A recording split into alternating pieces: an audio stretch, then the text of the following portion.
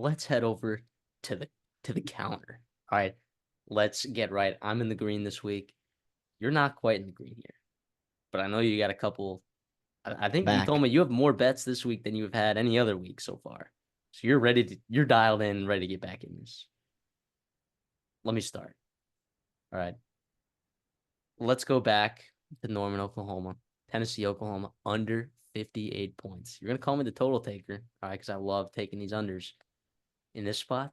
I think Tennessee, Nico on the road. I'm not sure if they're going to have that same explosive offense. I trust Oklahoma's defense. I also don't trust Oklahoma's offense, now there could be a situation if Jackson Arnold, who doesn't traditionally love taking care of the football in the games that we've seen him play, that could hurt, right? That could hurt. I'm depending on these quarterbacks to somewhat take care of the football, and both teams are going to want to run the football, hopefully. Well, I mean, I'm not sure Oklahoma's going to do it well, but I have a feeling that Tennessee's going to want to run the football. The only problem that this could hurt, or the one thing that I'm worried about is Josh Heupel running up the score. All right, that is a factor. That is a factor. So Tennessee Oklahoma under 58 is my first play. Listen, I love that there. I'll go to a rival game we talked about earlier. Iowa at Minnesota. Give me Iowa -2.5 to go on the road there. Listen, I'm a Minnesota fan, and this is the second straight week of me betting against them. Last week, Nevada just did not show up and could not move the football. I do think Iowa will be able to run the ball in this game, and if they can run the ball in this game, it's going to be really tough for Minnesota.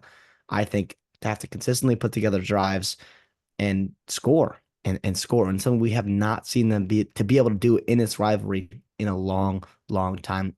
And by the way, this is probably their worst offensive line they've had in probably 4 or 5 years. Yeah, I mean that's not crazy. I'm staying away.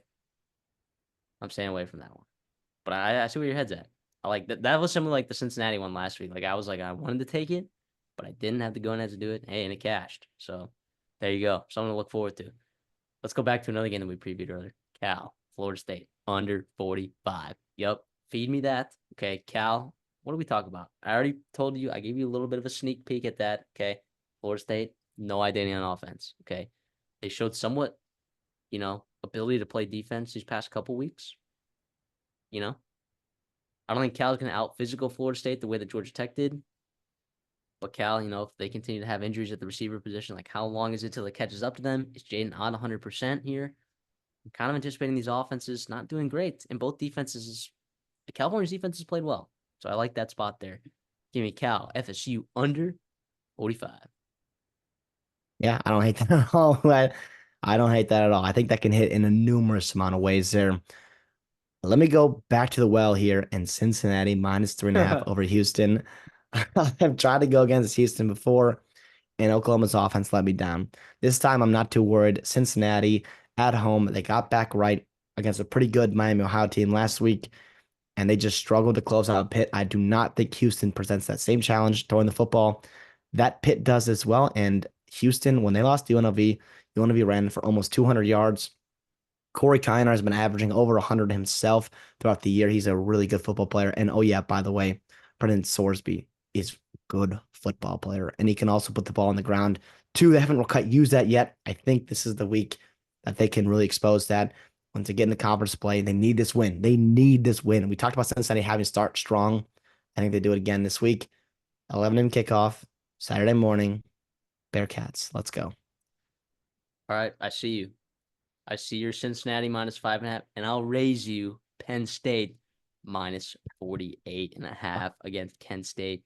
Here's It's so why. crazy. All right, that sounds like a gigantic spread. Okay, tell that to Tennessee in the first quarter last week. All right, different teams. I understand. Okay, this Kent State team is maybe all-time stinker.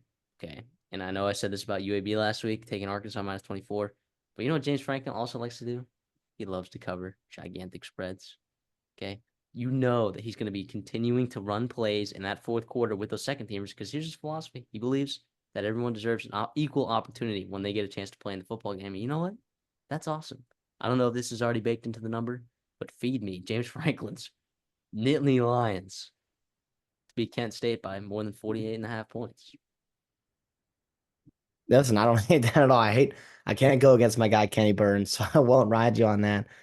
But I'll stay in the Big 12 here. I got TCU minus 2.5 over on the road to SMU here. I guess not really Big 12, but kind of a like in-state Texas matchup there. Fort Worth versus Dallas. We love that there. Listen, I don't know how good SMU is. Actually, correction, I don't think SMU is that good, right? We've seen them multiple weeks now struggle in games. We've seen them struggle to throw the football, right, against BYU.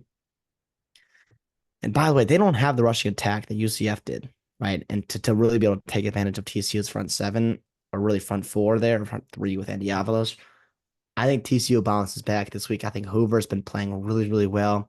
I look for them to start running the football just like Nevada did against SMU, just like BYU was kind of able to do against SMU. I like this matchup here for TCU to go on the road, get right, and I do not think SMU is that good. I agree. The one thing I'll say about SMU though is that they have a starting quarterback now. Kevin But Jennings. Jennings, okay, keep going, keep going. I'm just saying they have a starting quarterback. They're not alternating, taking guys out of rhythm and trying to figure out stuff as the game goes on. Instead of now they actually have a game plan. They have a guy that's going to work first team reps all week, and they have a plan built around Kevin Jennings' ability and play style, which is quite frankly a lot different than Preston Stone's.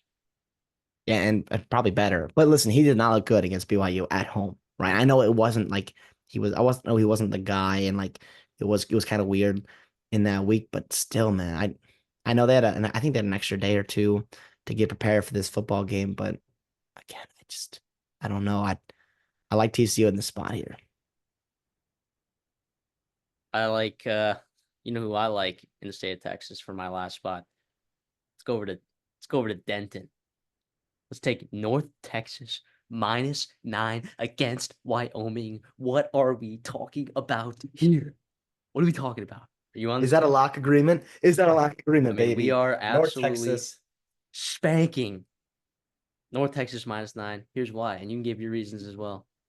The turnover luck against Texas Tech was horrendous. All right, that's ultimately that in the past game that Texas Tech had, the explosive one. It's kind of what made that game get out of hand. All right. I know Texas Tech clobbered them. Okay. Wyoming has yet to score more than 14 points in a game this season. They continue to struggle to throw the ball. I don't know if Harrison Whaley's back. I'm pretty sure he's still missing extended time. And if they're just going to send Svada back out there again to the Wolves, good luck. I know North Texas defense is terrible, but I don't think Wyoming's defense is all that good either. Spoiler alert. All right. Spoiler alert. This Wyoming team is terrible. North Texas at home gets right. Chandler Morris throws for over 300 yards in an absolutely dominating dub for the Mean Green. Here we go. Yeah, Texas Tech had explosive play after explosive play after explosive play.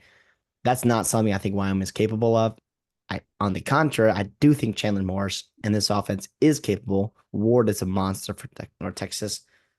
Yeah, let's lay him. I just do not feel good in Wyoming. Be able to just score enough to cover.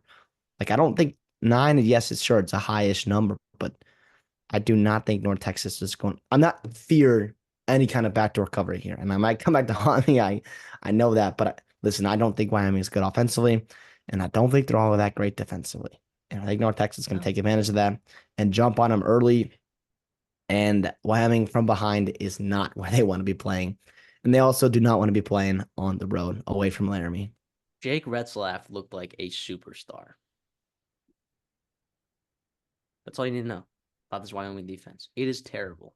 Jay Sawville has nothing going for this Wyoming team this year. Nothing.